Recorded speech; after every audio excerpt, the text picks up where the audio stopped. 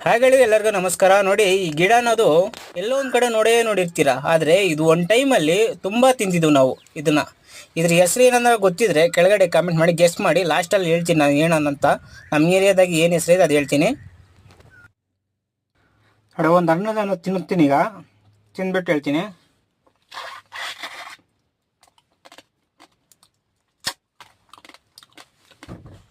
ಹಣ್ಣು ಸೂಪರ್ ಆಗಿದೆ, ಸಿಹಿಯಾಗಿರುತ್ತೆ. ಫುಲ್ ಹಣ್ಣಾಗಿದೆ, ಸಿಹಿಯಾಗಿರುತ್ತೆ. ಆದರೆ ಹಣ್ಣಾಗಿಲ್ಲ ಅಂದರೆ ಸ್ವಲ್ಪ ಕಹಿ ಇರುತ್ತೆ. ಇದರ ಏನೇ ಆದರೂ ಹೆಸರು ನಿಮ್ಗೆ ಗೊತ್ತಿದೆಯಾ? ಇದು ಗೊತ್ತಾಯ್ತಾ? ಯಾರಿಗಾದ್ರು ನೆನಪಾಯ್ತಾ? ನಮ್ಮ ಕಡೆಯು ಹಣ್ಣಿನ ಹಣ್ಣು ಅಂತೀವಿ. ತೆಲುಗಲ್ಲಿ ನಾವು ಜಾಸ್ತಿ ಮಾತಾಡೋದು ಹಣ್ಣಂಕಾಯಿ ಅಂತೀವಿ ಇದನ್ನು. ಒಂದು ಟೈಮಲ್ಲಿ ತುಂಬ ತಿಂತಿದ್ದೆವು, ಈಗ ಕಮ್ಮಿ ಆಗ್ಬಿಟ್ಟು ಸಿಗೋದು ಕಮ್ಮಿ ಆಗ್ಬಿಟ್ಟಿದೆ.